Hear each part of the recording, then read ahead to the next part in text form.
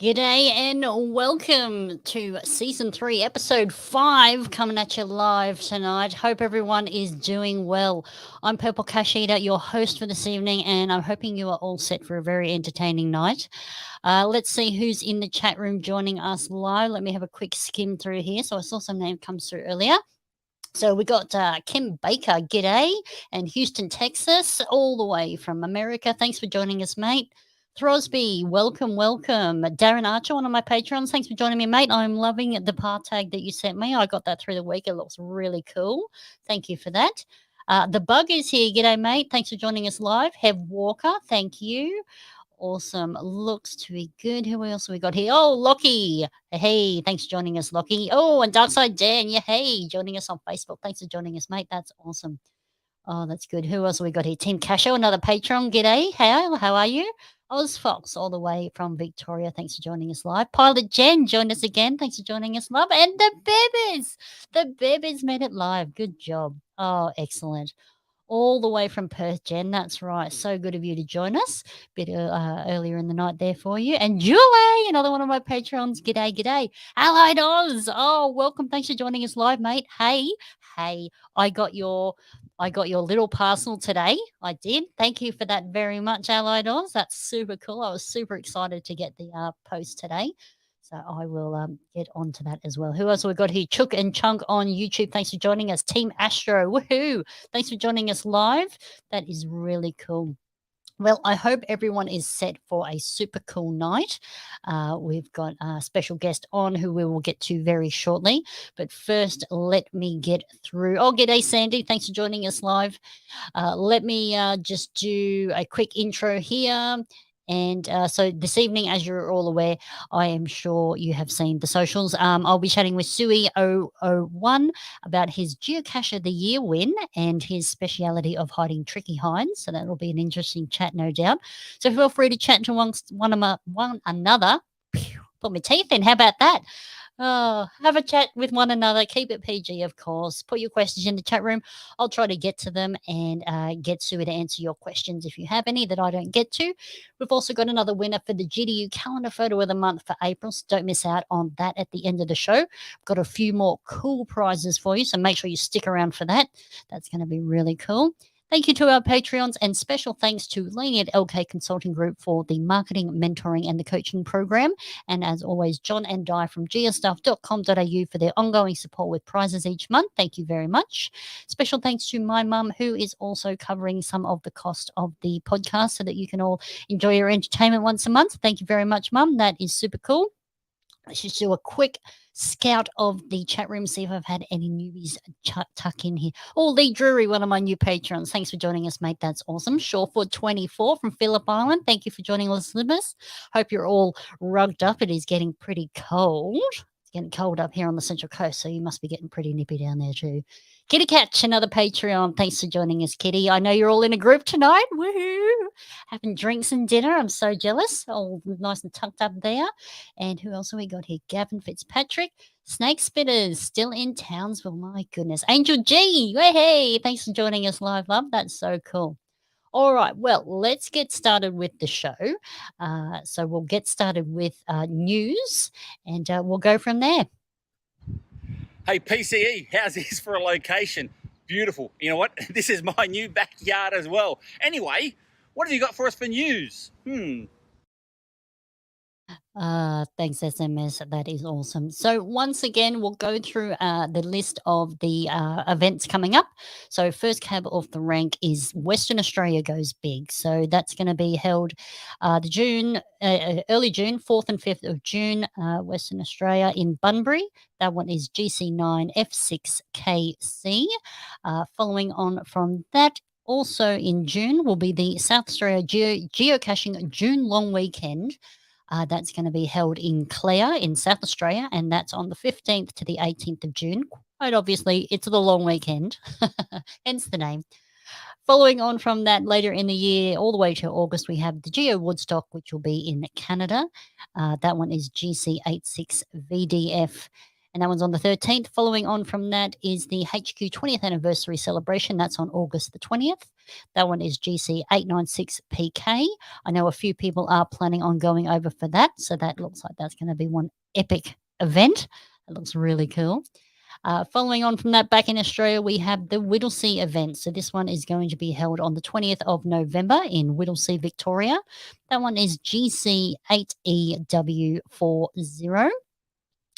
And then forecasting ahead a little ways is the Capital Geobash, which is going to be held in Canberra on the Easter weekend in 2024. So even though that's 2 years away, or less than 2 years away now, yes, it will be fast approaching. So put that in your calendar and make some plans to get organised.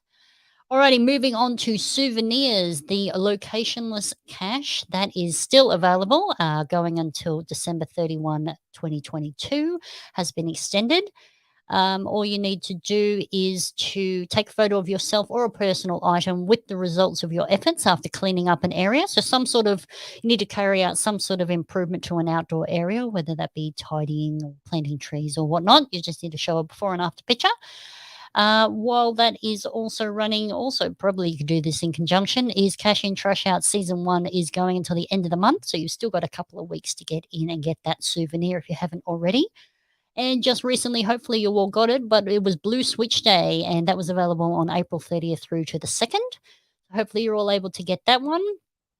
Don't forget also in August, if you are overseas or if you're staying local, International Geocaching Day is August 20th. So make sure you find a geocache on the 20th so you get that souvenir.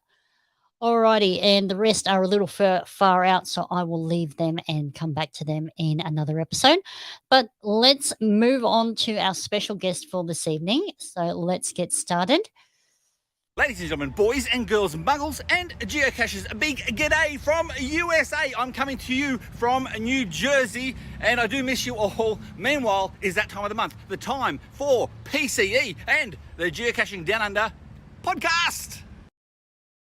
Haha, yes, that is right. Alrighty, well, I am Purple Cache Eater, as you know, and tonight I'm talking with Suey.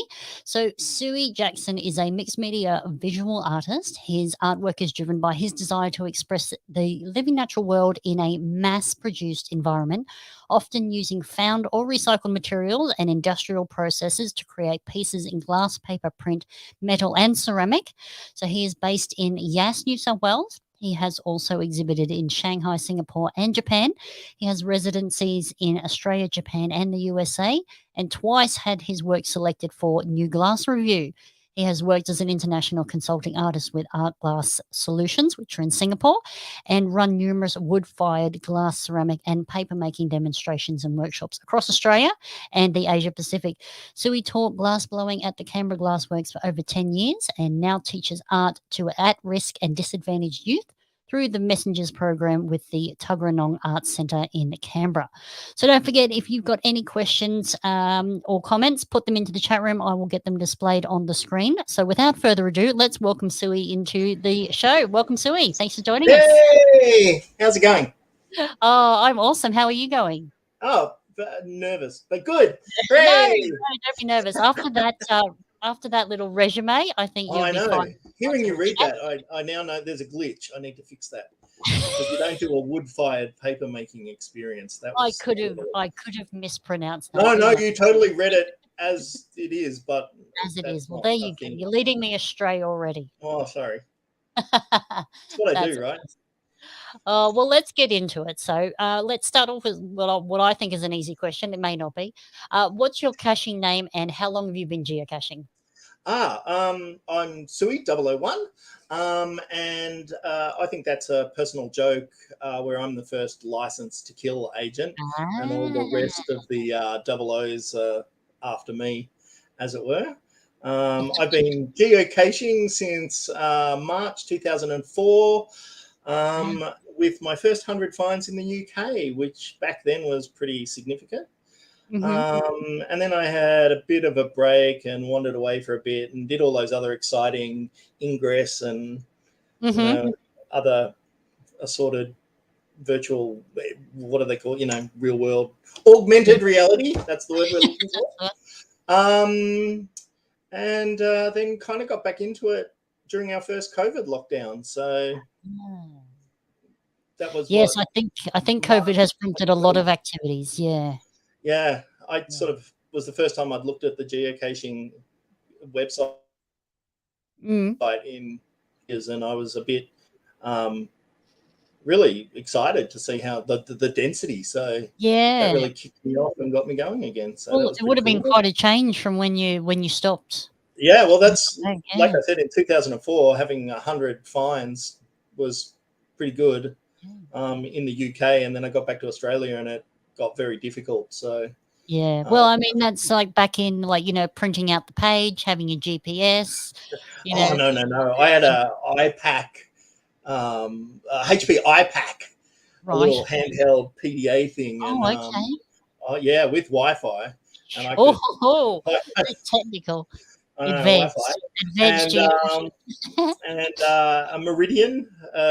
Meridian, GPS, and that was me. I was off.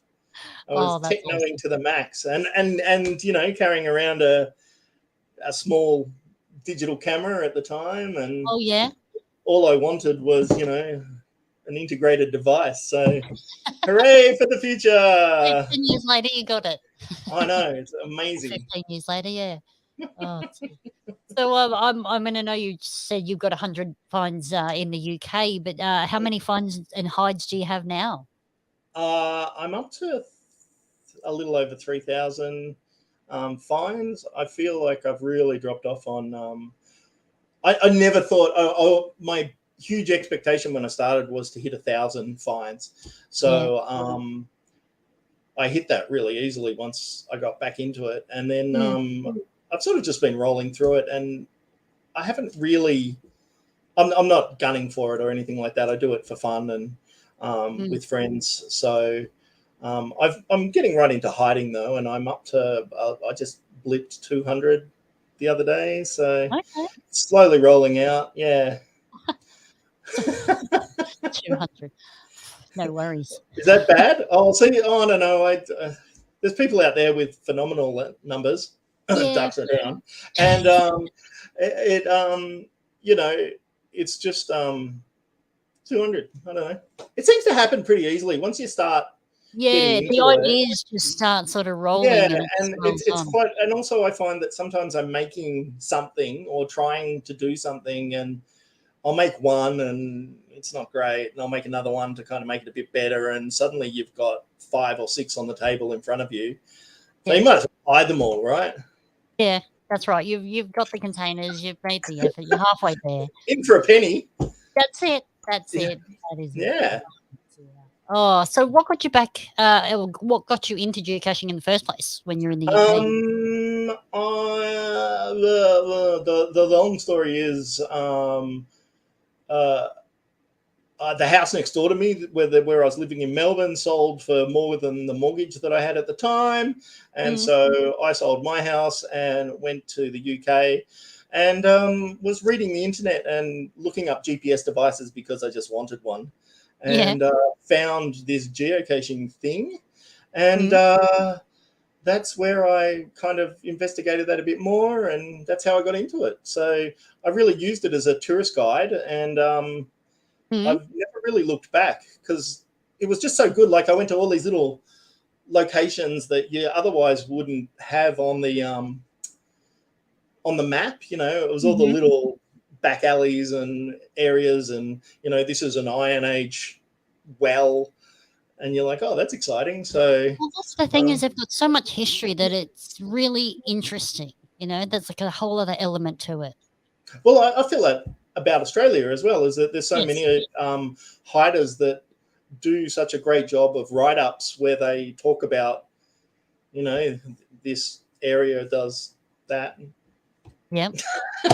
Yep. But no, they're good, and the history of this bushranger inhabited this area and did these things, and this is one of his hideouts, and this is the tramway from 1888, and it's cool. It's really cool. Yep, it is. And then you get to tell all your friends, I went to this place where the bushranger hung out, and everyone's amazed at your knowledge, and you're like, hooray! Yeah, exactly. I paid attention in history. Oh no, I read the description.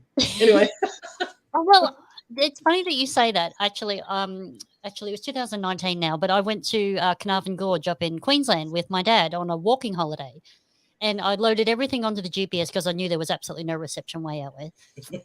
And as we're walking through the gorge, I'm reading off of the geocaching page about all this history and all this interesting topic, and like it entertained us, on this 8-hour walk, and it was really actually interesting. So yeah, I yeah, agree. no, I understand completely. Yeah. Oh dear. Okay, what else have we got here? Well, seeing as you've been all over the world, Oh, what is your favorite cache of all time? um, I really had to think about this one. Mm, My favorite one is it's GCJAEX, and it's Two Bays Track down in Victoria. mm, And I did that one maybe in 2005, and it totally fulfilled like all my desires to be rugged and extreme. And it's a big rock monolith that sticks out from just the foreshore of a peninsula down in Victoria. right. And I totally had to, I was working in a video arcade at the time, Mm-hmm. which is not the job that you think it's going to be. Anyway, no dream jobs here. And the younger guy on shift with me was really excited, and we ended at midnight. And so we actually planned ahead a number of weeks to when it was going to take us like half an hour to drive to this location, and then another half an hour walk is what the description said. And so we timed an hour from where we were to make sure that the tide was at its lowest point, and we splashed across, ankle deep water to get to this monolith. And then, it's 1:30 in the morning, and it was raining, and we climbed the side of this huge thing and found this cache. And it just, and then scampered back before the tide came back in, panicking the whole time. Yeah. But it just fulfilled all that criteria of adventure and excitement, and that planning, and we had to use the internet, and it was just really exciting. So I think, that one. I actually, when I started again, and there wasn't favorite points back in 2005, so I discovered I had some, and I went back and actually gave that one a I don't want to say posthumous, but I've given it a favorite point in retrospect because, and it was a Muzza cache. I don't know if everyone knows Muzza, but he's a long-term player. So yeah, thanks to Muzza. Yeah. I'm going to name drop. There you go. Well, why not? Why not? Oh, Yeah. There you go. There you go. Well, I mean, it sounds like you've had some really cool experiences, but this might be a difficult question. What's something about geocaching that you actually don't like? Mystery caches. Yeah. The solving of them. I'm not a puzzle kind of guy.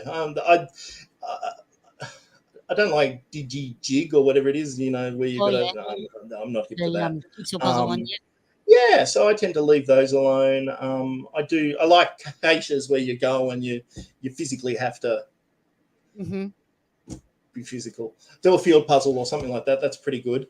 But also I think the thing that really does get up my nose the most is the word.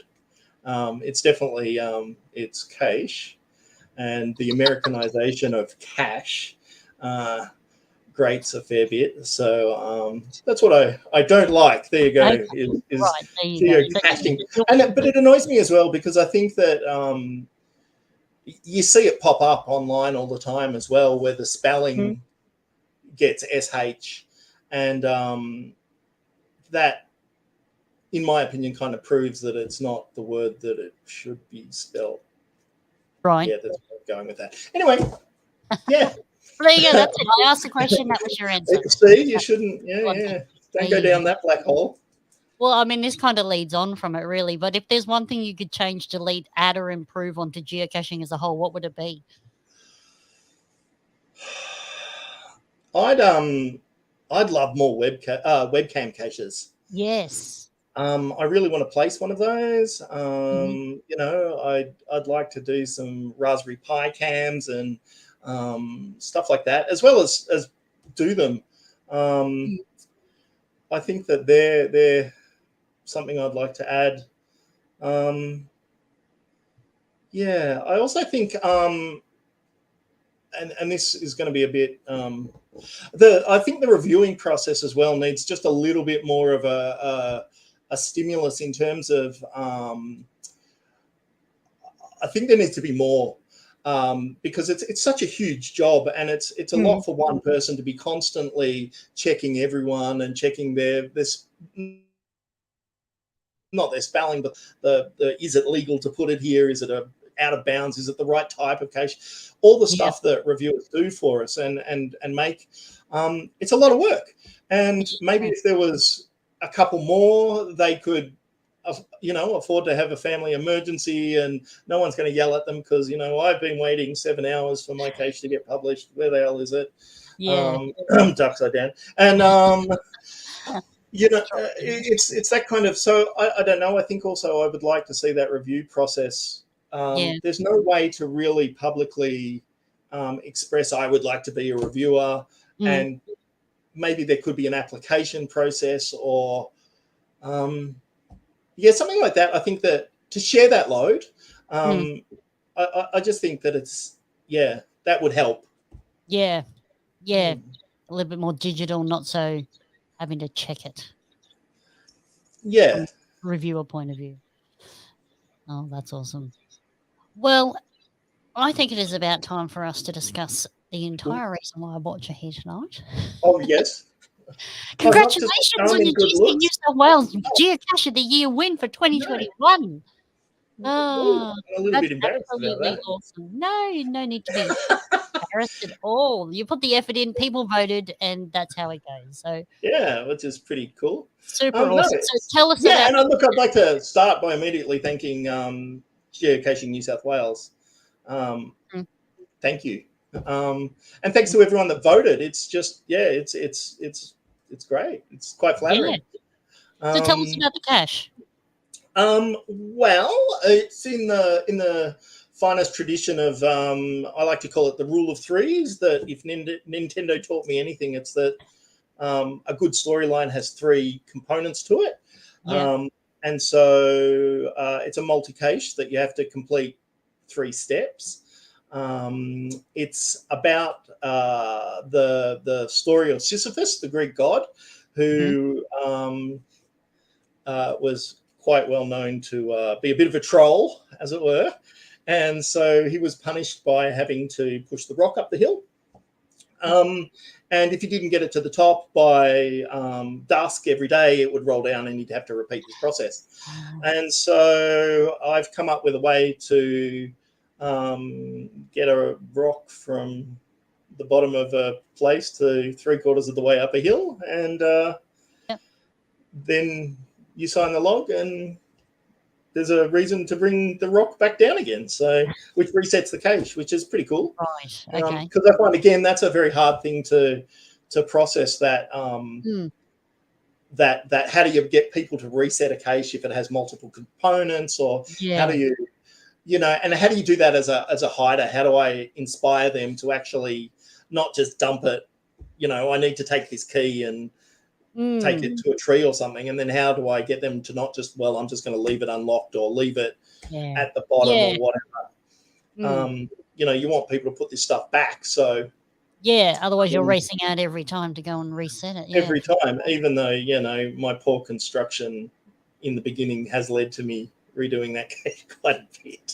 But it's and look, I also think I used a bunch of tools to make objects that aren't common.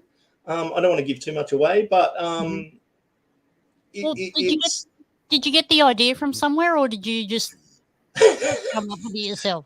It started as one thing. It was always meant to be a burden of some sort. I always wanted a physical, this is really difficult to object to move somewhere to do something to obtain the log. That's kind of the thought process that I was going through. And initially I wanted one thing, but I realized that was going to be very difficult. And so I started working on the end. I then started backwards. I worked on the end point, which is a lockbox. And then, well, you need a key, and how do you fix a key, and why would you want to move this key? And so that's kind of how it happened. But I think that, cutting into a stone and using metal and wood and all the different materials that go into it is quite enticing to a lot of people. So, Yeah. Oh, that's good. That's awesome. Okay.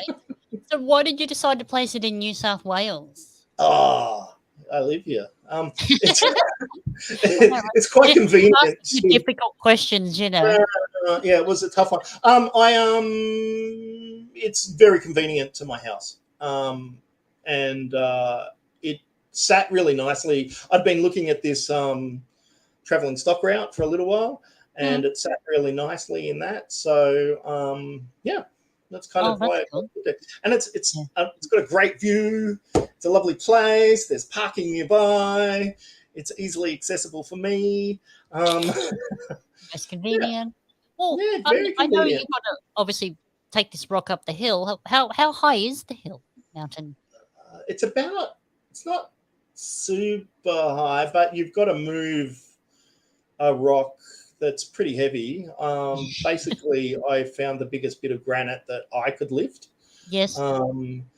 And move and cut. So. Oh my goodness! I feel like this is an all-day effort. Look, there's been some very creative methods to get it up the hill. I've seen people physically rolling it and pushing it. I've seen groups carrying it. I've seen individuals carry it. It's approximately 90 meters that you've got to move up a reasonable slope. Yeah. Yeah. It is what it says on the box. You got to carry heavy stone up a hill. Yeah. You've got to do Sisyphus's burden. That's it. Yeah, now, I know that this geocache has a 97% favorite point rate, which is so amazing, and congratulations on that. Can you tell us why you think it's so popular? Well, I think, again, it's the unique materials. I think the couple of codexes I've used, I hadn't seen done before, so they're a bit unique. It conforms to a storyline. It's pretty rugged in terms of its actual physicality. Well, it's funny you mention that because I've just got Heidi in YouTube saying material gloves come in handy, just an FYI. So there's a little tip if you're going out to find this cache, take some definitely gloves. It's more than one person is helpful usually. Share the load. Yeah. Boom. It's a torture. Yeah, well, some people say that as well. They favoured the torture. That's interesting. Yeah, thing to I think say, people like a challenge, so exactly. they've really worked hard for it. So I think that also, I think as well that I made it. I've tried to make it pretty aware that I'm contactable, and I like to be contactable to geocaches. And so if anyone does message me, particularly via the app, then I'm generally available. Because most people are like on the weekends, and it tends to be about 3:00 on a Sunday afternoon. I get a message going, "Hi, I'm at Burden of Sisyphus," and you're like, "Oh, okay, are you just?" So someone's just commented, has anyone tried a wheelbarrow? Look, yes, there's been wheelbarrows, there's been fridge trolleys, there's been star pickets. I'm not going to reveal how the star picket was used, but the star picket was definitely well used. Okay. There's been some creative responses, like groups, obviously 2 or 3 people carrying it. The most recent one is one of the young Canberra people. He is quite young, mid-teens, and he totally did it by himself, just rolled it up the hill. Wow. Messaged me going about the final component, asked for a hint with that, and so I popped around the corner and said hi, and he was like, and his mum was just standing there laughing, and so I was like, great. This is terrific, So There you go. So I think that helps in terms of the favourite points. Also, I'm not shy about asking for them. So okay, that does help. Yes, everyone, favourite my caches, please. public notice. Public notice, yes. Yeah, I there should you put go. that on my bio. Nothing says thank you like a favourite point. There you go. Put that on the cache page. Yeah, there you go. Oh, that's awesome. Yes, absolutely, Sandy. Put it on the bucket list if you're ever traveling by. It sounds like it's a good one. So is it like this chunk of granite? Is it decently round? Like, is it rollable? Must be rollable if people are rolling it. It's kind of if I say a lozenge shape. Yeah. So it's Okay. kind of Awesome. oval, but like a slightly squished football. But it is quite large. It's not little. I'm with Heidi. It sounds like a lot of huffing and puffing. Yeah, there's a bit of effort is required. But you can roll it. Definitely, you can roll it. Yeah. Cool. So, do you read all the logs that come in? 100%. Yeah. What kind of logs do you like people to leave? Look, I really like people telling their story. I think any hider likes any that with a case that they've put effort into, they like a good story of I got there, this happened, that happened, but also positive logs as well. Like I think we can all fall into the trap of I had a terrible day today and I went out to this cache and thanks, it was great. And I know that as a logger, if you do that, or as a finder, when you do that, you're actually saying, I had a terrible day today. But sometimes when you read that, it comes across as, you were part of my terrible day. And your cache made it. The good old internet not actually having any sort of emotion can tend to skew that. And, personally, the reader has had a terrible day. And so we go, we've all doom and gloom. So I think a really positive log can really cheer people up. And, this was, fun or really challenging, and I love to hate every minute of it. And those sort of logs are good, so. Yeah. And I think also people leave hints and nice little comments that refer to things that once you're there, it makes sense. And I don't mind. Do you mind the hints? Not really. Like, I don't like not total giveaways, but just not total giveaways. No, but I think not total giveaways, but definitely things that refer. If I have a huge problem with anyone, I'm happy to contact them, send them a message via the app again, and sort of do the old, hey, do you mind changing this? And I think I've only ever done that once or twice. So really, it's not that bad. Most people are pretty good about their logs. Like, most people. And it's not a case that is on a hardcore park and grab trail where you just found it. Yeah. So, woo! I got 23 caches today. Well, I've got a little. Of course. No. I got a funny little comment here from Team Astro watching on YouTube here. Has anyone used a helicopter? Oh, no. And if they do, I want to know about that one. Oh, no, I can just see you. Why don't get a ride in a helicopter? Team Astro, come and do it. Helicopter me. Bring a helicopter. Yeah, that'd be cool. Oh. Imagine getting like a drone or something and just flying it up with the drone. I've thought about drone ones. I've had a drone. I do have a drone, and I think drone ones come into this really interesting thing because it's quite easy to think about, something flat with a logbook on it with a hook and a stalk and a hook, and you could have a hook under a drone quite easily. And you could definitely control that. But then where do you put it on top of a building or on top of a lamppost? Or it's that placement that you need to think about in terms of how do you not anger anyone? Yeah. I'm just playing with my drone over Parliament House, that's not going to fly. So, so, I think drones are they're coming, but I reckon they're coming. Yeah, it's yeah, interesting. for sure. I'm surprised there's not one yet, but yeah. So Yeah, I'm with you, Heidi. Mass drones. Could you imagine just this fleet of drones? Could you imagine just hovering over a mountain? What are you Well, that's doing? a helicopter. We're back to the helicopter. We're moving a rock. Let's just stay with the helicopter. Oh wow. Wilbert's just said he's joining us on Facebook. He said he knows rough as guts ×4 once used a helicopter for caches in the Blue Mountains. Oh, that's cool. Far out. Yeah. That is an extreme tot. Not everyone has one of those in their toolbox. No, disappointingly, I think. Yeah, for sure. That's a bit beyond my price range, I think. Yeah, mine too. Drone, gosh. Jo, another one of my patrons, she wants to know, have you actually weighed the rock? Have you got an idea? No idea. I think it's about 30 kilos, 30, 40 kilos. It's in that ballpark. Like it was seriously, it was difficult to lift and cut to manipulate because there's a cut in it for a reason.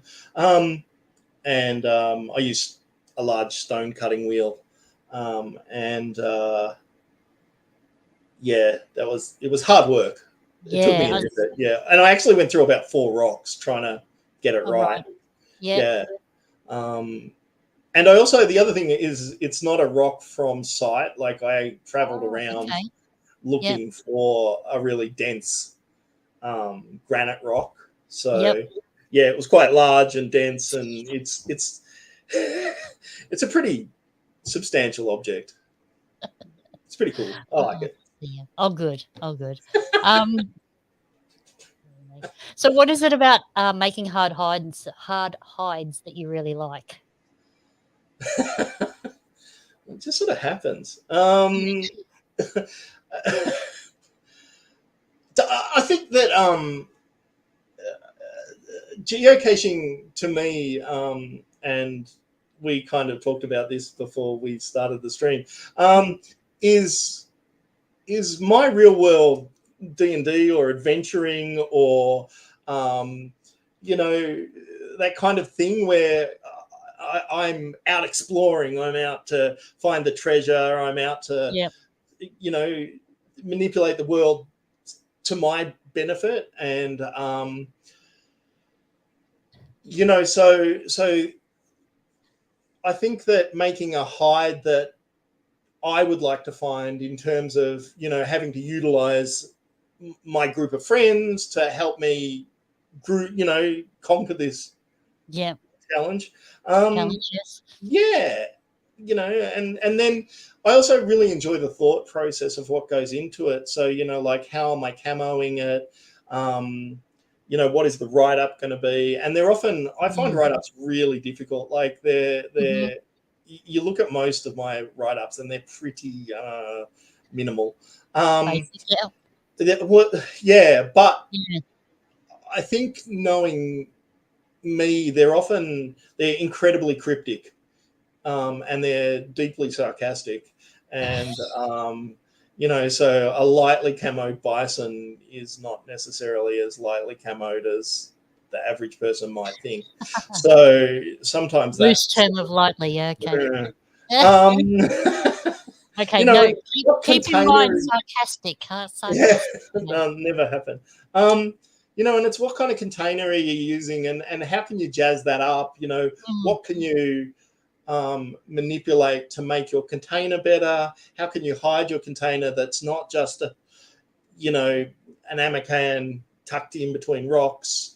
Can you cut a rock to put the ammo can in? Can you do something that will, and that process starts making things harder. Yeah.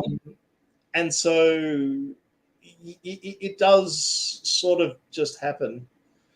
Do you make these hard hides with the experience of the geocacher in mind? Are you thinking, like, how much fun will this be for them to find? Is that part of the thought process for you? Yeah. I had another friend, a non-geocacher, who I often tell geocaching stories too. Mm. And he commented that I've always been a bit of a troll, and that it looks like I found an outlet for my trolling. And ever since he said that, it's actually kind of been a little bit true, in that the harder you kind of troll geocaches in terms of not trolling them, but putting a challenge in front of them, the more they respond. And you know it's there. You know you want it to be found. You know that it. Some of the ones I put out, 100% you're going to get 5 finds ever, because they're really difficult. And I know that, but some of them I put out, I want to be challenging without, but findable. So again, you're riding that fine line of how do I hide this to be good but not bad, and also be weather extreme, or what conditions is it in? Is it going to get a landslide on it, and will it survive? Geocaches on the whole aren't gentle, and so how do I make my cache bulletproof? Like, they've really got to be indestructible. I mean, we've got to deal with floods, fires, the caches themselves. Like, frustration, deal with frustration. Deal with frustration, and like, I'm having a hard time with this, so I'm just going to brute force it. Well, how can I defeat that? And so as a hider, I enjoy that thought process as well, is that you've got to stop that. So more and more I've moved to just building them straight from metal, and attaching them, in a pretty brutal fashion, and making them bulletproof. Yeah, and making them bulletproof. Like, there's one that I'm pretty proud of, and I said to others, like, you could drop this out of an airplane and it's going to be great. Break this one, go on, and it took 4 people. So like, the 4th found, and I was like, how? But that's part of the challenge. Yeah, and I was like, I was kind of impressed, actually. Like, I was like, well done. So it happens, and the cache itself was fine. It just got jammed, kind of thing. So Seeing as you like putting out difficult hides, do you like finding difficult hides? Yeah, as long as they're like a field puzzle, or a climb, or a physical challenge. So like I said, I'm not into the puzzly difficults. I'm into the sort of that old school, like the ones that I really liked when I first started caching, which you're not allowed to do anymore, were a bucket in the ground, so that the bucket is ground level, and then there would be a rock that swiveled off it, or a tree that swiveled off the top, or something like that.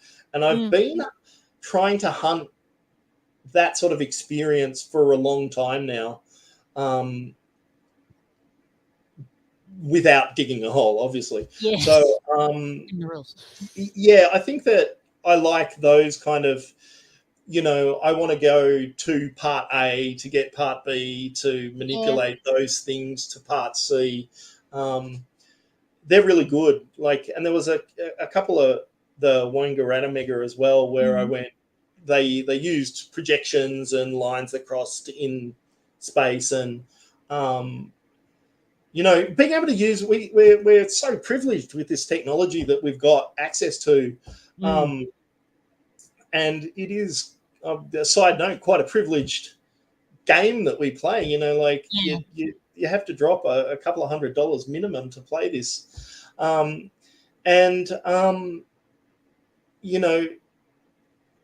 kind of forget what I was saying, but do you like finding difficult hides? Yeah, I do. It's great. I like a long walk. I like a high mountain. I like so more of a physical challenge than the mental 100%. Puzzle solving, and you don't like jiggity puzzles and those sorts of puzzles. Oh, look, I like them to exist. Yeah. I don't want to do it. No. And that's fine. We all play the game differently. And sometimes I do get comments about my caches that are too difficult, and you don't have to do every cache. No. and that's fine. That's fine. Mm. Like I filter out a lot of mysteries because I don't want to. So why, if you don't want to do one of mine or something that someone else has done, then just don't do it. Don't do it. That's right. We all play the game differently, and there's a million ways to play it. So you just play it how you want. Just go and do the ones you want, and if you want to build numbers, go do power trails. If you want to, hunt your DT grid, great. Go for it. There's so many things that we can do with this and be with this that and it's so cool. And everyone that wants to do it and be a part of geocaching, they're all people that really, like, most of them are outdoorsy.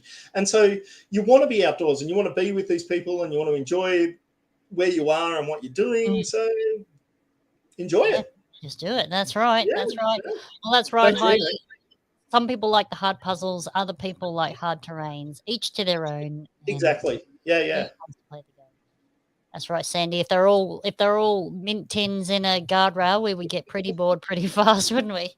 Well, but that's the other thing is I think that there's a DT grid that's a spectrum, and I think we need 1-1s and we need 5-5s, and I think being a longer term player, I've been thinking about geocache even when I wasn't doing it. It was still kind of hunting around in the back of my mind, and so I've kind of been playing even though I wasn't, if that makes sense. And so I'm a long-term player, and I don't think it's wrong to engage myself or other people that have been playing for a long time in a harder challenge or in a something that is difficult. Like, that's not a bad thing. No.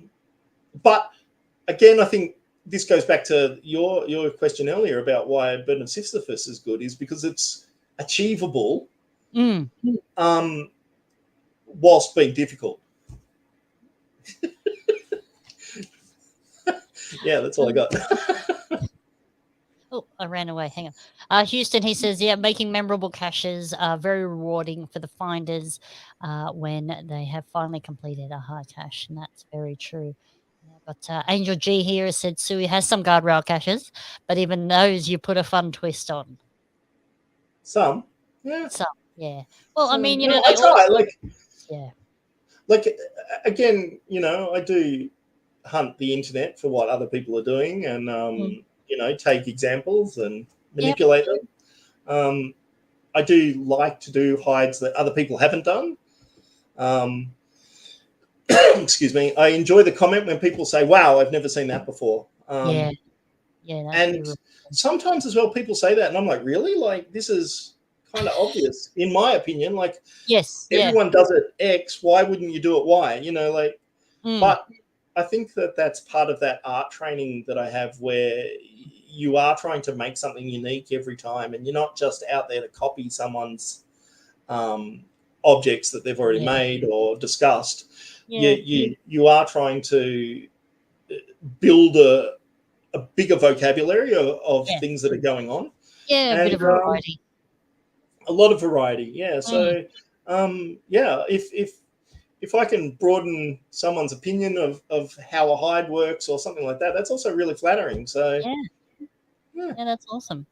All right, well, you are off of the hot seat. That was all the questions that I had lined up for you tonight, Sui. So thank you so much for joining, and once again, congrats on winning the Geocaching New South Wales Geocache. And thanks again to Geocaching New South Wales. It's great. Thanks, guys, for promoting the sport and putting out there the Geocache of the Month and the Geocache of the Year, and being an ex, committee member, a bit of a soft spot for them. So, thank you for continuing on with that.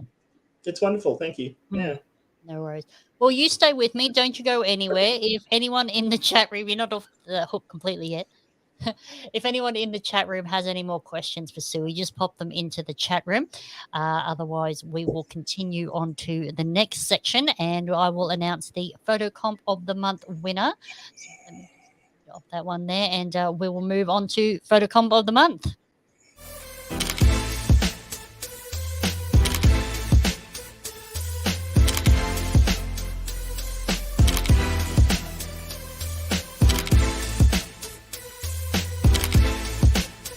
Do you think I've got a chance, do you reckon? What for? How about the calendar photo of the month?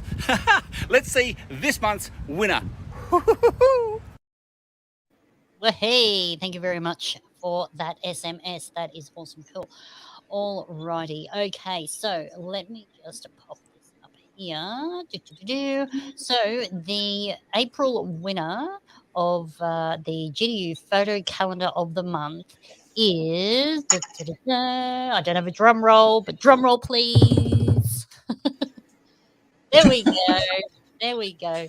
Alrighty, congratulations. This is from Jennifer Wright. This is a picture of her with an ammo can at GC8YXXH, which is called 4-wheel drive 103 FOTT Go Bush. Now, this one is on the Fellowship of the Trail series, which is the FOTT, and that's located over in Western Australia, and it's a 4-wheel drive trail, I believe. So this is Jen finding one of those caches. So congratulations, Jen. You have won a photo of the month for April, so you will be in the 2023 GDU calendar. The next photo comp for May is up on Facebook and ready to go. So if you haven't already submitted a photo or voted for your favorite, jump onto Facebook. This post here is pinned to the very top of the Facebook page. So scroll through the comments, like your favorite photo. You can vote on more than one, or you can submit a photo. Just need to make sure that you own the photo or have the photo owner's permission to post it. And you can be in the draw to be in the GDU 2023 calendar. How cool is that, Suey? Max. Max cool. Max cool. That's it. Cool. Oh, there was another one from Western Australia. Good on you, mate. Thanks for joining us live. That is so cool.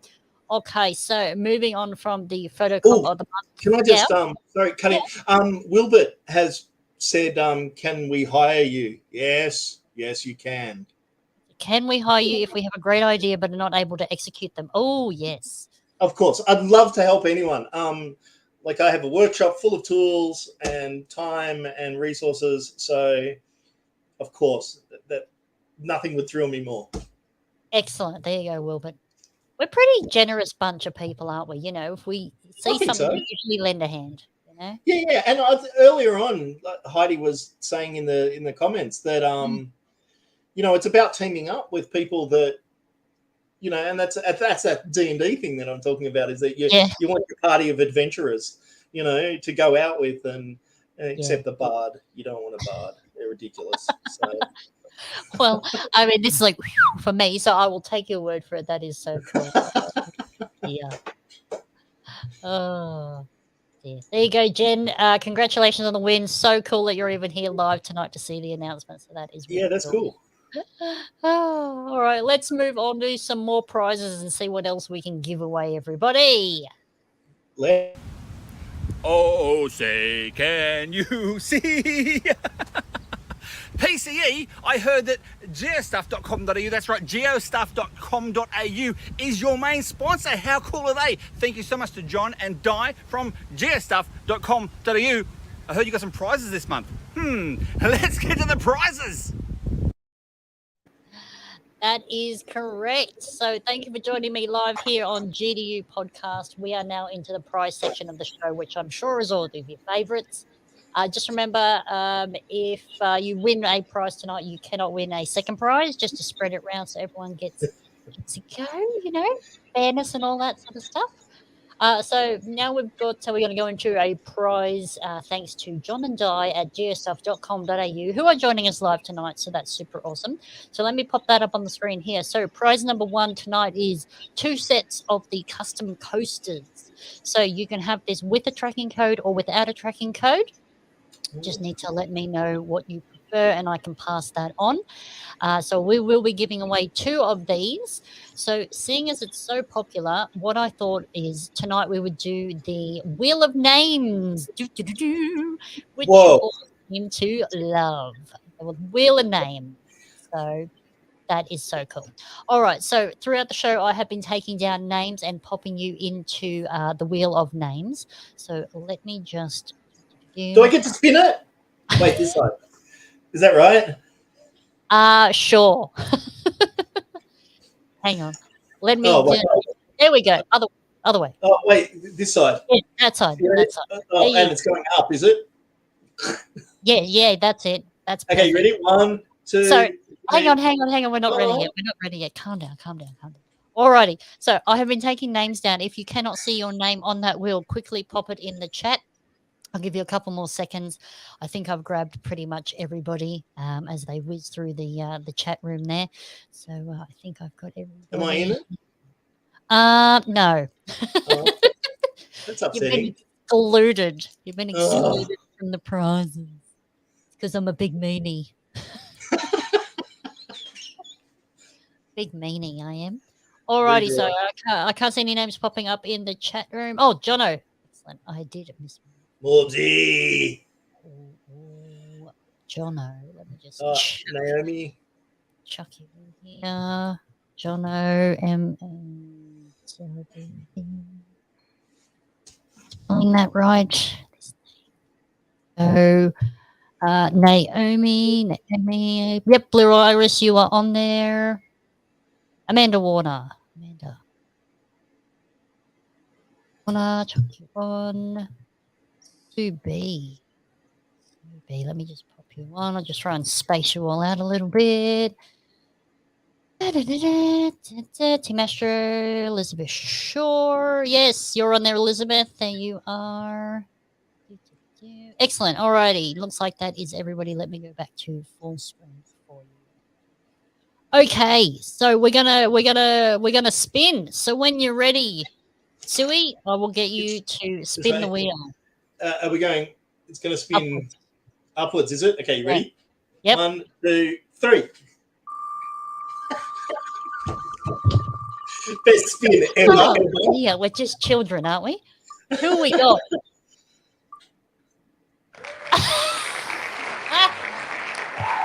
Oh, that is a classic. Oh, my mum is the winner. Congratulations, Mum. I know you like a cold beverage or 11-7. Got a custom coaster set. Yeah, good one. That's hilarious. All right, well, you have been removed from the wheel. So when you are ready, we will spin again for the second set of the custom coasters. 1, Yep. 2, 3. No delay at all. It's fabulous. Alrighty, who's it going to be? Who's it going to land on? Greg and Jen Reed. Oh my goodness me. That's awesome. Congratulations, Greg and Jen. I know you were still on the road. So you just let me know where you want me to send it and it will be there when you get home. There you go. That's awesome. All right. Congratulations, Greg and Jen Reed. You've won a custom coaster set as well. Let me just put that there. Okay. So let me remove you from the wheel, Greg and Jen. Alrighty. So that is 2 out of the 3 prizes for tonight's show, which is super cool. So now we're going to move on to, let me just bring this up on the screen here for you. Okay, so prize number 2 is a Darkside Dan path tag here. So let me just tell you why this path tag is so unique. So this path tag is unique because special permission was granted for Darkside Dan to use the Podcacher logo, which is on the back of the tag. He's the only one in the world to have this special permission, which is pretty cool and very unique. So I'm very honored that Dan has donated some of these path tags to me to give away on this show. So that is really cool. So thank you very much. So I've got that here in my hot little hand. Alrighty. So Sui, when you're ready, I'm going to get you to spin a wheel. All right. I reckon you should click on 2. Okay, you ready? Yeah. 1, 2, 3. Oh, it was a bit slow. Still works. Span, look at it go. Still Is that? I can't see. Snake fitters. Oh dear. cool. Alrighty, congratulations, Snake Pitters. That is cool, and thank you. I hope you're still hanging around in the chat room like a bad smell. Oh dear. All right. So what I'm gonna do is I'm gonna actually redraw prize number 1. So the custom coaster set. Cool. I'm actually going to redraw that one because my mum is not a geocacher. So she said, no, that's fine. Give it to someone who will actually really enjoy the coaster set here. So don't forget, you can get a tracking code on this as well. So what we're going to do is we're going to spin one more time. And, yeah, my mum has already received her Mother's Day prezi. So she's going to redraw this one for everyone. So your names are still on the list here. When you're ready, Suey, give us a spin. Ready, spaghetti, spin. That's great. Hours of fun. Oh, yeah. I said, Peter. Oh, it just ticked over. Darren Archer. Woohoo. Congratulations, Darren. You have won a custom coaster set, one of my Patreons, which is super cool. So that is really awesome. Just going to write you down there. Cool. Alrighty. So you have a custom coaster set coming your way. Let me stop sharing my screen there for you all. So I will be in touch with you, Darren Archer and Greg and Jen, and get some details here from you. And I've just gone blank. Who won the Dark Side Dan latte? Just gone blank. That is just right out of my memory. I'm trying to think of too many things. My apologies. I will come back to you and I will be in touch and get some details from you. Oh, that's tragic. Oh, dear. Yes, I was paying attention too. Oh, dear. Not helping. Congratulations, Darren. That is so cool. That is really cool. Thank you. Awesome. Alrighty. So let us. Thank you, Benjamin. Someone was paying attention. Let me write that down before I forget it. Embarrassing. There we go. Alrighty. Yes. Congratulations, everyone. I will be in contact with you after the show, get some details if we don't already have them. So that's super cool. Yes, that is it for the prizes. We are done for the prizes. So just remember, if you liked tonight's show, please like, subscribe, and hit the notification bell. You can do that on Facebook so you don't miss any of the episodes. That's the bell there. Don't forget, if you've got a funny story or if you'd like to be a guest on the show, please write in and let me know. You can do that at Geocaching Down Under. How about I put it on the screen for you so you can just read it? That might be easy for you. There we go. So geocachingdownunder@gmail.com. You can reach out and let me know. Massive thanks to our sponsors here tonight. So thank you very much. Yes, big round of applause there. Special thanks to sponsors LK Consulting Group, geostuff.com.au, and my mum. Thank you for joining us. Thank you for joining us live as well. That's pretty cool. That's awesome. Okay, so let us move on to the next section here. Let me just pop that here. And thanks to our Patreons. So let's do a quick shout out to our Patreons. Just before you leave, PC, I've got to say this to all those out there listening. A big thank you so much for continuation of your support for the Geocaching Down Under podcast. I think Purple Cache Eater, or as I call her, PCE, is doing an absolutely fantastic job. Now, if you think she's doing a very fantastic job as well, and as you should, then maybe you can skip one coffee a month and have a look at Patreon. Go to patreon.com/geocaching down under. If it's not that, then she'll put the link there somewhere. So make sure you go to Patreon at like $3 a month, less than a cup of coffee, and you can help support this particular good old Down Under Australian podcast. I know I'm a Patreon. That's awesome. Yes, thank you very much, SMS. That is our Patreon link there. So just go to www.patreon.com/GDU podcast. We've got 3 tiers there, $3, $5, $7 for the different merchandise there. So go head over there and check it out. Big, massive thanks to my Patreons. So thank you to See My Shell, Kitty Catch, Kingfisher AU, just had a birthday. Hope you had a good one. Snappy Tomcat's joining us live. Julay's here also, and Darren Archer, thank you very much. Captain Roveman, DTY, I know she's enjoying her evening. Wollaston, Band, Houston, Texas Dave, joining us very early over there in America. Good on you, mate. Found It Podcast, Team Casho joining us live as well. Hev Walker also here. James0116, thanks, mate. Really appreciate it. Darkside Dan, Patreon. Live. Darkside Dan. Is he into heavy metal music? Because I mean, if he's not, I'd be surprised. Oh, yeah, okay, all right. We've also got Scramping and Mighty Minions, and I haven't even updated my thing. I've had too many things to do.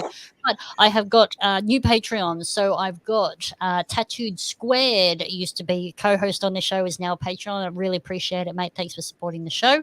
Lee737, I saw you in the chat room earlier. Thank you very much. And also Joe, the Bryant Boys, thank you very much for joining us. I'm very thrilled to have you on board, and thank you very much for your patronage. That is super cool.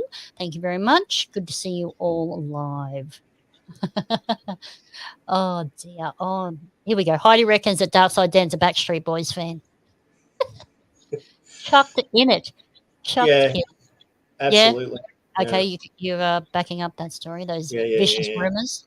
Yeah, that's not vicious. It's perfectly acceptable for a grown man to like a little bit of dancing. Yeah. Why not? Thanks for joining us, Kitty Catch Live. That is awesome. Yes, that is right, Oswald. Thanks very much to Gia Stuff for their support, and also Darkside. Darkside Dan! That's it now. Darkside Dan.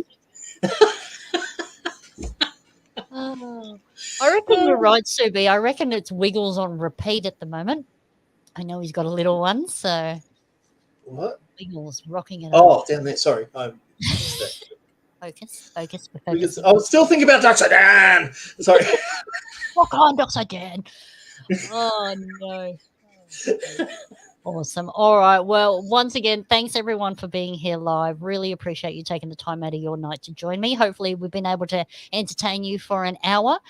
Thank you if you're watching live. Thank you if you're watching the replay, and massive thank you if you are listening to it on one of your favorite podcast apps. It is now available on all majority of the podcast apps.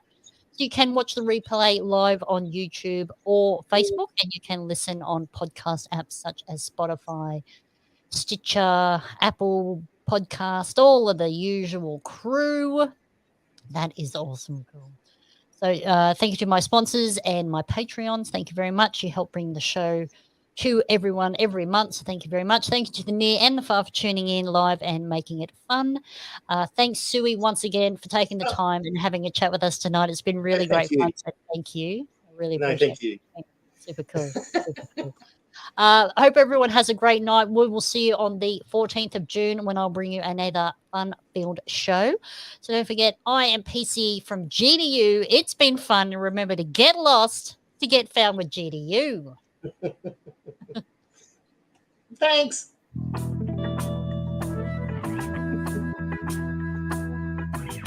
Geocaching down under. Get lost to get found. Geocaching down under. Get lost to get found. No need for a compass. We'll be your guide. Come and join us. Leave the map far behind. Follow the stars in the southern sky. You lose yourself. You never know just what you might find. Geocaching down under. Get lost to get found. Geocaching down under. Get lost to get found.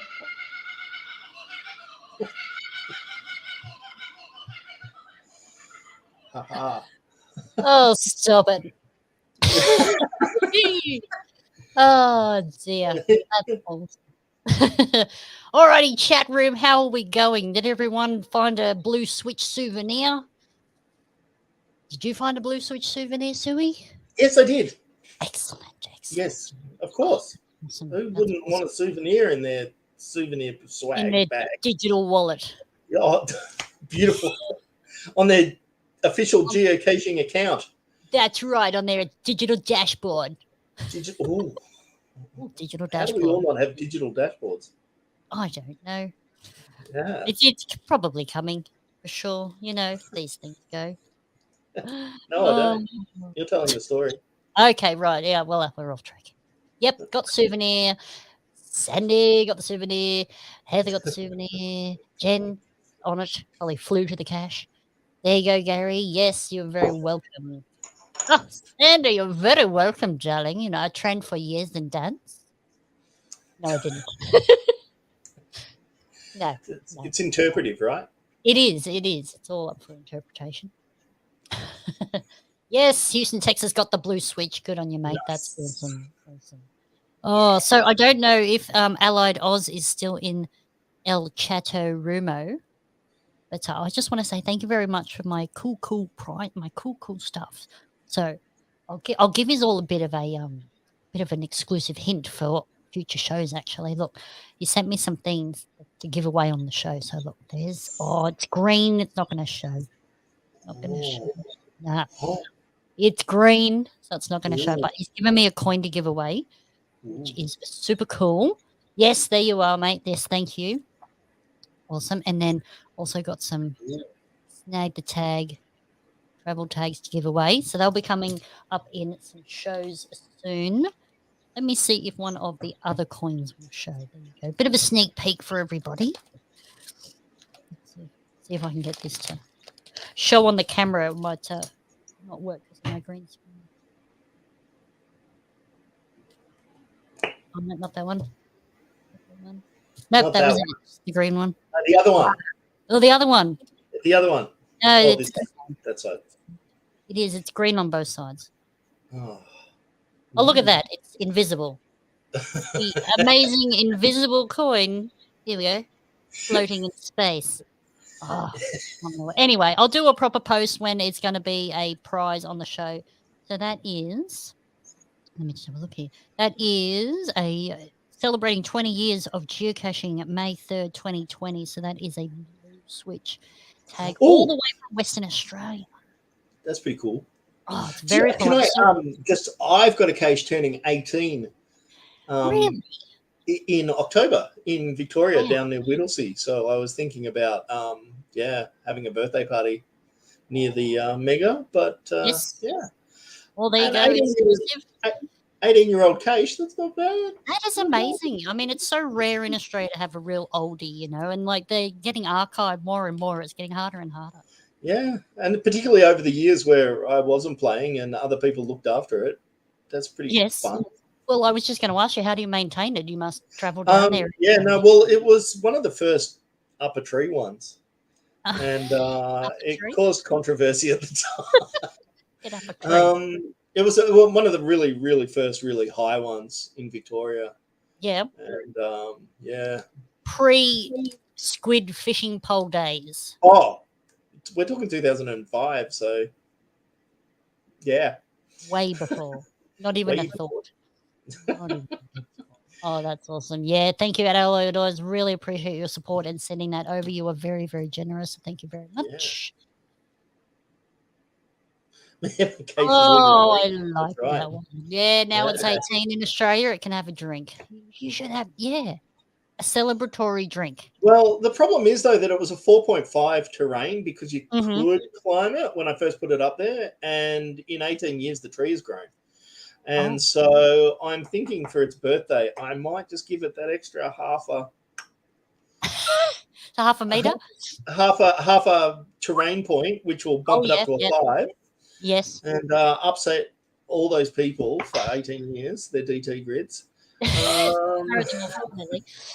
But I think, I was kind of thinking that's kind of fun. So, well, we've already established you're evil, so. No, evil. That's a harsh word. Absolutely. Oh, well, that sounds like that'll be really cool. Cool event to tie into with the Whittlesea event. Yeah, it'd be good. Yeah, so you're obviously planning on going to Whittlesea. No, not at this stage. But really? Yeah, well, that's what I'm saying. It might be, but I don't know. I haven't. I like to have a 2 to 3 week calendar. Yeah. Okay. If you start thinking more than that, anything could happen. Yeah, that's right. You get tied in, and it's not good. So tell me about the artwork that's gracing your walls behind you. I want to know. It's very cool. It's very colorful. I love it. Tell me about it. It was just again during lockdown. I was, playing with the TikToks, and everyone Oh, was doing God. this kind of stuff, Yeah. and so I had a go at it. And it's just pendulum. Yep. I just hung a wire from my With studio the paint roof bucket, and it just drips and paint makes and the just lines. span it. And Did you try thinking of TikTok also? They did the one where they put it on the grinder wheel and then they spin the grinder wheel. Did you try that one? no, that sounds amazing. I'm So going to though. not the little grinder wheel. It's like the big one that's the Yeah, size of like a side plate, and they just yeah. put paint on it, and then obviously put it over the paper, and then they Yeah. turn it No, on. there's a It just spun. variety of drawing machine type things. Mm, But this actually led to another artwork, public art okay. ephemeral demonstration thing, where I called it Sandulum. So I hung a bucket of sand with a very small Yeah. nozzle, and you give that a push, and it would draw like a sand design Cool. on the ground. And then, like the kids play with it, and it was on a big A-frame basically Yeah. that I made out. Yep. And you could then pick that up, move it, and have a different pattern go. Cool. Yeah, That'd so be that so was much fun for the kids. Yeah. well, adults too. I'm a big kid. I would have been in Yeah, there. exactly. Yeah, no, it was good. That was a fun couple of days that I did that at a festival. So Oh wow. yeah, Yeah. it's always fun to come up with stupid ideas and then get paid for them. So That's the best way to do it, I think. Now show us your glass. I know you showed me before, but show us your handmade glass. this thing. Yeah. Yeah, look at that. Tell us. That's a simple tumbler, but I made this one in Japan when I did a residency in Japan with real gold leaf. Ooh, there you go. I'll hold it still so you can see cool. it. It's not that good, but it's fine. Yeah, you made it. I've sold and given away so many that. Yep. This one.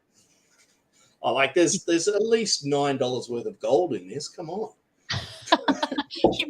You might need to hold on to that the way the fuel prices are going. Exactly. Yeah. So there you go. Thank you, sir. That's awesome. That's great.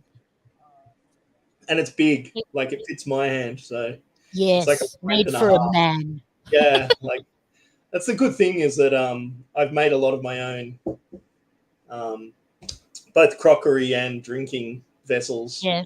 Yep. And it's really fun to every night eat off something that you make, and then when you're sometimes you're like, oh, I hate this bowl. I wish it X. I can do it. Quite work. Yeah, and so I generally, I've got a bad eye at the moment. I generally do a Christmas kind of around Christmas time. I tend to redo our plates and stuff and bowls. Oh, okay. That's And often my wife is like, I want, and I'm like, well, you draw it. Yeah, she puts her order in, and she likes a shallow bowl. Yeah, okay. So like a platey kind of bowl, but she doesn't like the rim, so you can only have the bowl shape, which is give you all the specifications and off you go. Yeah. So like nothing in the cutlery in the crockery drawer stacks or matches or anything like that. They're all different. Do you have a home studio, or do you have a workspace that you go into? Well, part of the reason I live in Yass is because the property that I live on, I have my own studio. So great. I have 100 square meters of studio space. Perfect. Don't have to worry about traffic or parking. No, and it's I play music nice and loud, and I've got the beautiful views out across the Yass Valley. That sounds nice. And I've got all the tools. Like there's literally from paper making, ceramics. There's a bit of woodworking tools. There's metalworking tools. There's glass blowing tools. I like to refer to myself as a process junkie. So if there's a process you can do, I want to know the process, because one day you'll have a great idea and you'll be like, how do I make a Burden of Sisyphus cache? And boom! Bam! What are we reading? as an artist, I know how we seem to give away or sell our creations and art and forget. Yeah, exactly. Yeah, see? Yeah, that's right, Sandy. I've got a question here from Gary joining us on Facebook, one of our patrons. Team Cashew. Looking at your glasswork on Facebook, do you make your own swag? Well, someone's Well, there doing a you patrol. No, I don't. No, I tend to keep swag to a minimum, to be honest with you. I'm less interested in that, so it doesn't tend to happen. What I'm hearing is you're not a swagger? Correct. Yes. Not a swagger. Yes. I'd rather make the cache container than the actual swag. Look, having said that though, I make a token for any of my trackables, and so then I release the token rather than something that I kind of like. Yes, yeah, it's always hard to let it go, isn't it? Yeah. Yeah, well, some of them are really nice, and you're like, know, yeah. And I had some really early dog tags. Okay. Again, the very first set of dog tags that Groundspeak released, and they all went walkabout. Like one was active up until a couple of years ago, and I'm very disappointed that they've sort of gone away. So I do some things, but not the others. But I tend to I 3D print my own trackables, and I try and make them look like the tokens out of the bath scene from Blown Away, not Blown Away, Spirited Away. Right. You know where? Anyway. Yeah. So if someone wanted to commission you to make them some swag, would you? We could definitely talk about it. Yeah, and if you're looking at Facebook, you know how to contact me. So yeah, that's it. Send me a message by all means. Yeah. I like the idea of 3D printing a tag to send out into the world, and like you hold, the original nice, especially the geocoins. Geocoins seem to go missing, and some of them are so pretty. I mean, I know Kitty Catch is in the chat room. She's got a massive geocoin collection. So sending out like a proxy, I don't think there's anything wrong with that. I assumed everyone was doing that, to be honest with you. Yeah. If there's a problem with that. Sometimes you spend like, $30, $40, $50 on this coin. Exactly. And you just let it go. Yeah. And like, again, if something does suddenly stop and all goes disappearing, you can grab it virtually and re-release it. So, Yeah, why not? But yeah, I've moved more and more into 3D printing in the last 12 months of caches. So yeah, it's pretty cool. The newest toy. The newest toy. Do you want a sneaky peek? Well, hey. Yeah, I'm thinking about the GeoGnome project. So this one came off the printer today. So he'll get painted and put out somewhere exciting. Oh, I love it. They're kind of fun. Yeah.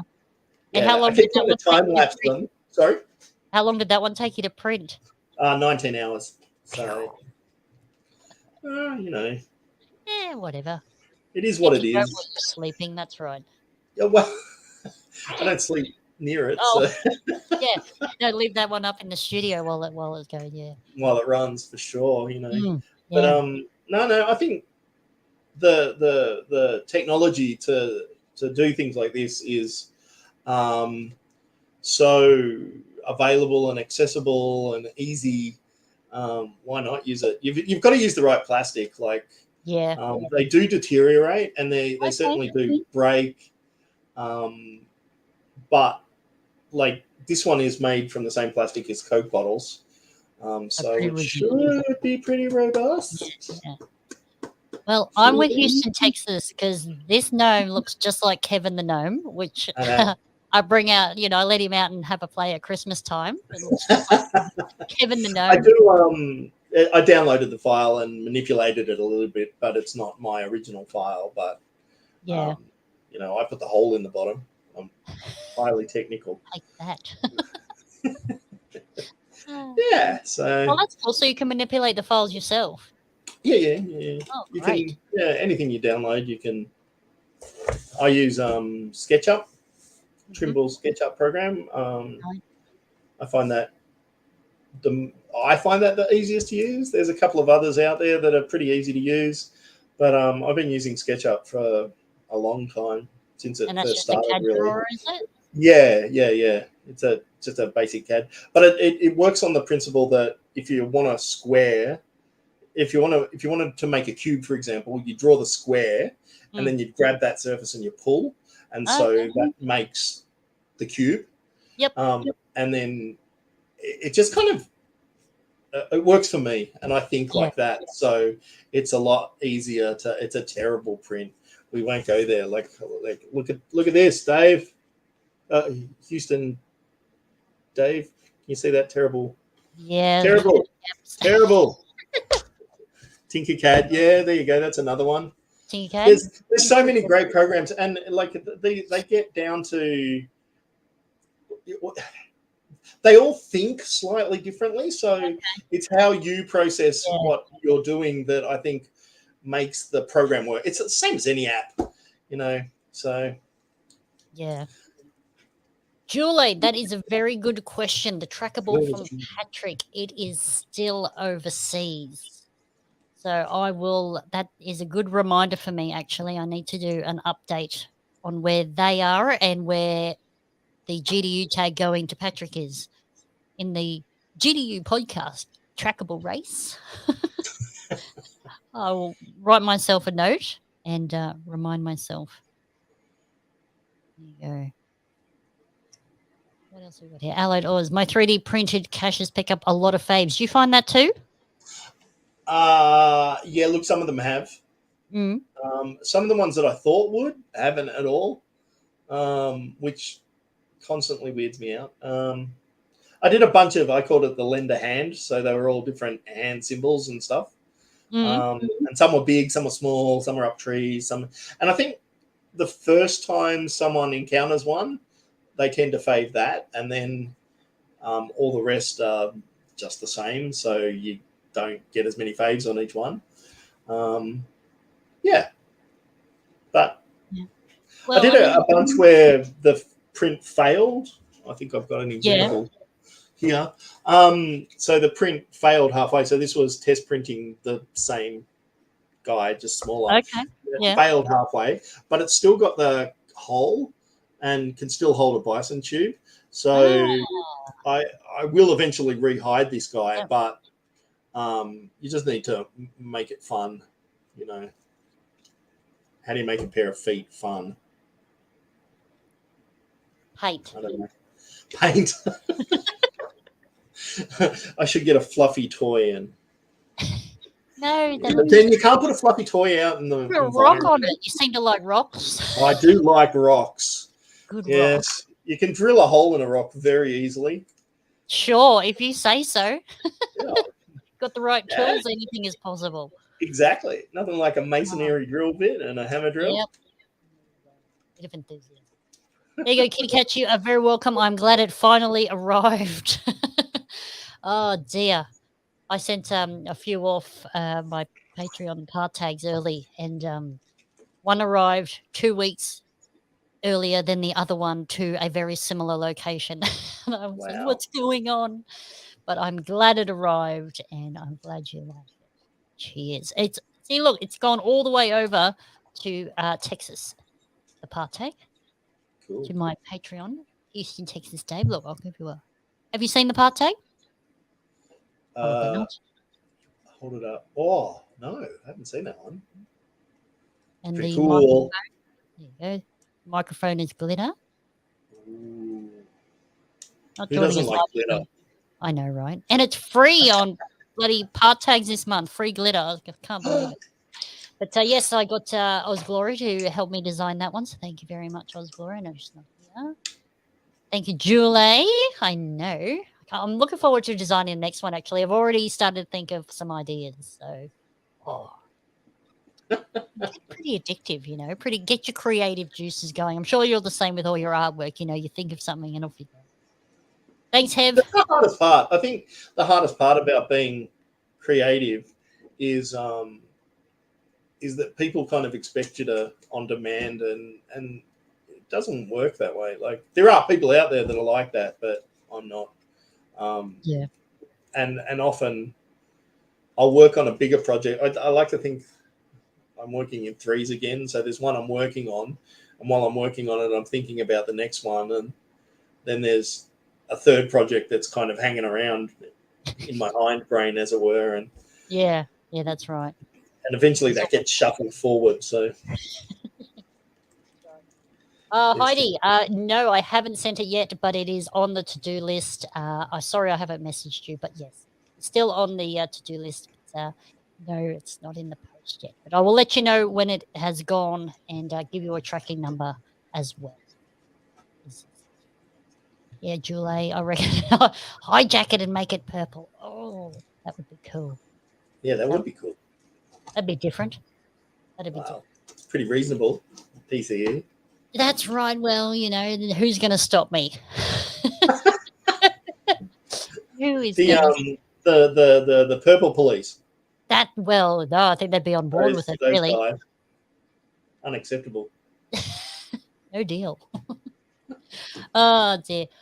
All right. Well, I think I will let you get on with your night. We have dragged this on for an hour and a half. Once again, thank you very much for joining me and everyone in the chat room. Thank you for joining live. It's been so cool. Hope everyone enjoys your week.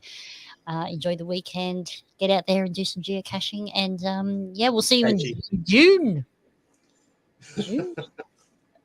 Awesome. All righty, guys. Thank you very much. Have a great night.